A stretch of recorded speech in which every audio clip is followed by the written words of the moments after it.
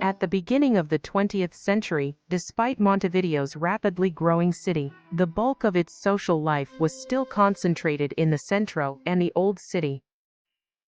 But as one moved away from Independencia Square toward the south, Roundel area, one entered the Low District, which occupied the southern edge of Ciudad Vieja and part of Barrio Sur. The name Low, Bajo in Spanish and common in many cities, referred to the social status of its inhabitants and the activities that took place there, considered inferior by the rest of the community. Around 1900, more than a neighborhood as we understand it today, the lower district was a social circuit, whose center of activity was the now defunct Yerbal Street, which connected the corner of Brea and Reconquista streets with Ciudadela Street.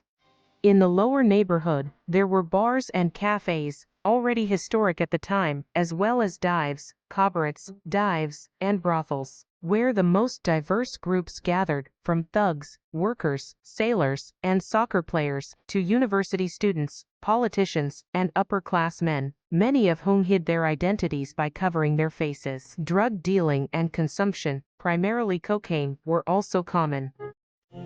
Thus, the lower neighborhood appears as the setting for stories that tell of how sexual dissidents lived during the first decades of the 20th century. Chronicles speak of effeminate men, who, dressed as women, had sex with men, some tricked, others not tricked. After the act, cis-hetero men recount robberies and even fist fights, a circumstance also present in sex work, often due to the man's unwillingness to pay the agreed-upon amount. In the 1930s, amidst a conservative onslaught, the world of the lower ceased to exist as such. While it couldn't completely eliminate the establishments that went against moral standards, police control managed to break part of the social fabric that provided cohesion to the entire area. Thus, the lower disappeared. In the midst of the dismantling of the lower, the criminal emerged as the opposite of the effeminate. This is a reality that the conservative attack only exacerbated, that of sexual dissidence as a victim of crime and widespread violence.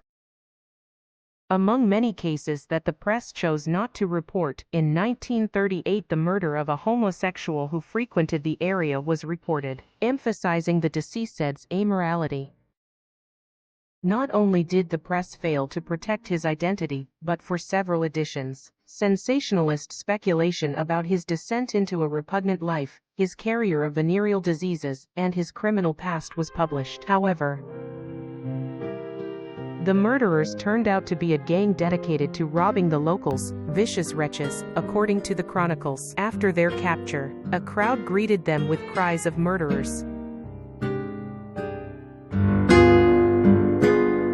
In the lower neighborhood of the early 20th century, sexual dissidents found a refuge as precarious as it was necessary, driven to that space by a society that denied them the right to fully exercise their freedoms. Even if it was in a violent environment, the clandestinity of the area at least offered the possibility of survival. While the hegemonic narrative attempted to reduce dissident lives to amorality and crime, the heterogeneous nocturnal circuit that was the lower neighborhood reveals networks of resistance and support that challenged the impositions of the cis-heterosocial order. Beyond the stigmas and tragedies that marked their stories, the presence of dissidents in the lower neighborhood is undeniable proof of their struggle against a society that insisted on marginalizing them.